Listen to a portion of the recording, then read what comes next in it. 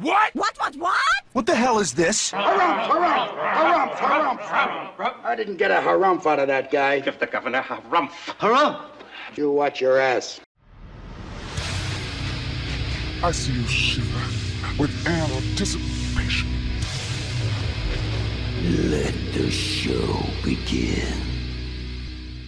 Hey everybody, this is David Heretic coming at you with another edition of Reactions, Reviews, and Rants. And tonight... Haha, okay, hey, sure, why not?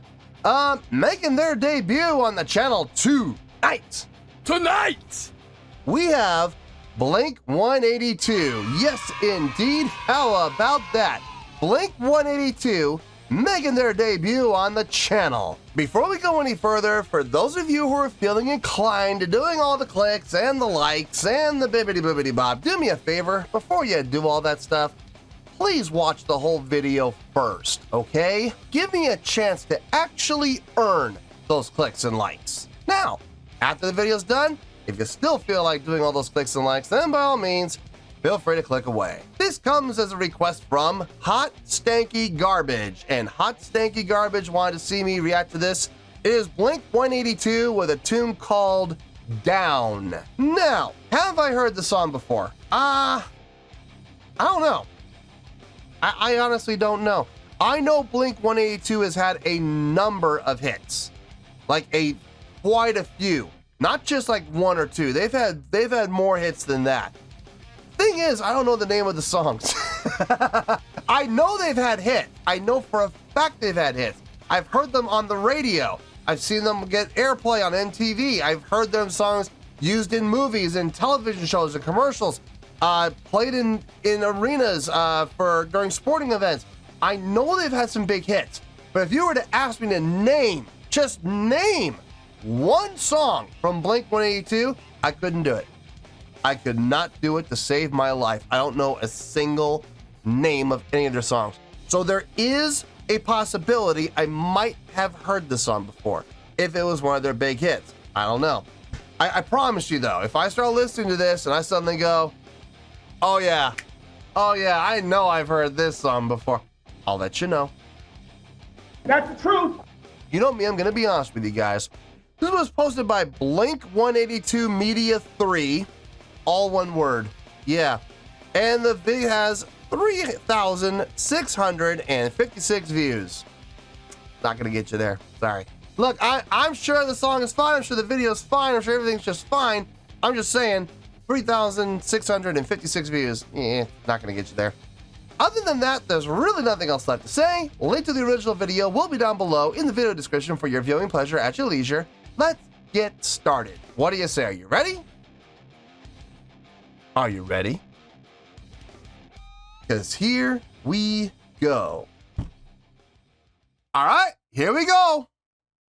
Blink-182 Down live at Camden, New Jersey, 6/6/2004.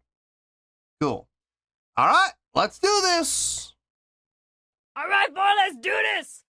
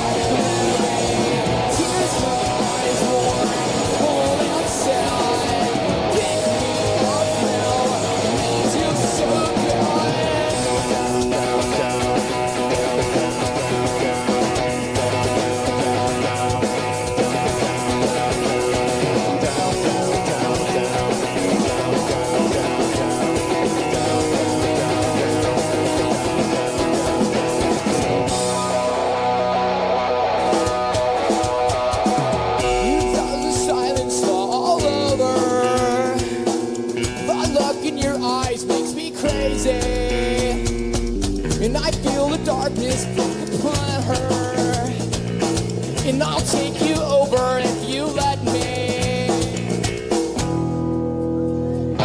Don't go wasting, programming, tears from my war, cold inside. Pick me up now, need you so bad.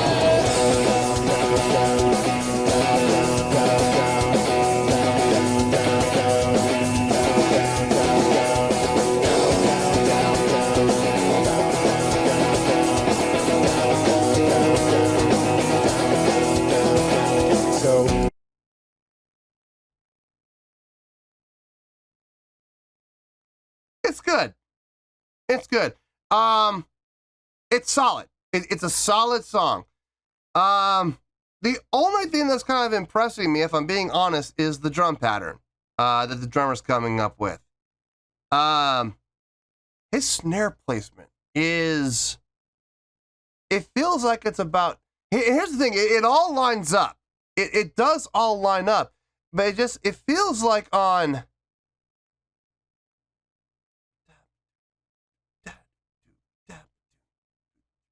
it's not late, it's early.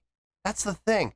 It's like a 16th note early on the first hit, but then on the next hit, it lines up perfectly. So it just, like the first half of each phrase, or the first half of each measure just feels a little awkward, but then by the second half of the same measure, it cleans up because all of a sudden the snare's on point. It's creative. It is creative. And I'm going to say this, but I don't want people to take this the wrong way. It's a little distracting, but it's distracting in a good way because it's adding a little flair to the song. Because what's happening within the guitar and the bass, very straight ahead, like very straight ahead, very simple. So it's kind of nice to have that drum pattern happening where the snare's coming in just a tiny, on the first hit, it's just it's like a 16th note early, but then on the next hit on the snare, it's right on time. So it's interesting and it's consistent. It's not a mistake. It's not by accident. It's happening every single time. So it's cool. I got no problem with it. Like I said, I think it's the most interesting part of the song. Let's keep going here. Let's see how this goes.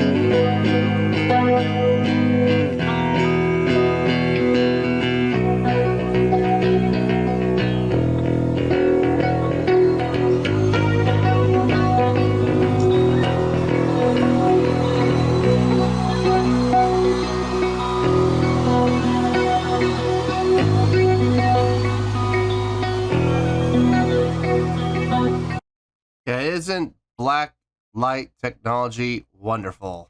Yeah, sure is.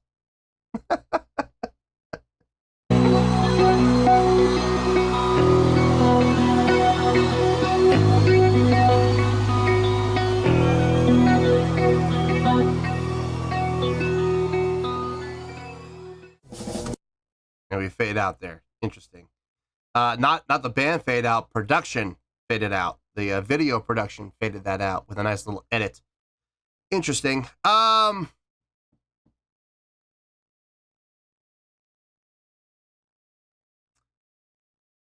Solid song. I got no issue with the song. I got no gripe with the song at all. There was one thing that you already know what that one thing is. I guarantee you. There was one thing that really stood out to me as being amazing. Like, holy smokes, that was incredible, you know? So I need to think about how much that one thing is going to impact the song. I don't know. Let me get my thoughts together. I'll see you in the review, and we'll talk about it. Well, there you go, folks. That was Blink 182 with a tune called Down. This was a request from Hot Stanky Garbage. Man, that name. Okay, I have a score, and it is the score I feel this song deserves. However, I want everybody to keep an open mind and listen to what I have to say, because the score can be a little misleading. Okay, I don't want people getting the wrong idea about what I really think about the song as a whole. Okay, so I need to explain how I came to this score. Let's start off with the score. On a scale of 1 to 10, I'm gonna give that a 7.8. Yep, 7.8. I feel good about that score. Let me tell you why. Why? I know people are probably pretty happy with that 7.8 because that is a really good score. It's a high, really good score. But I want people to understand something. That score came about because of one thing and one thing only. Without that one thing, this would not be up at the 7.8. As a matter of fact, it wouldn't be in the 7s at all. I would have without this one thing, I would have given the song somewhere in the 6s, like a 6.7, 6.8, somewhere in there. Still high 6s, but it would have been in the 6s, not the 7s. This one thing catapulted the score from the high 6s to the high 7s. We're talking about a full point difference. That's how much of an impact this one thing had on the song. And I think you all know where I'm going with this. If you've been watching the channel for any amount of time, you know what I'm going to say. But we're going to talk about everything else first. Let's start at the top of the list. Let's start with vocals. They were pretty good.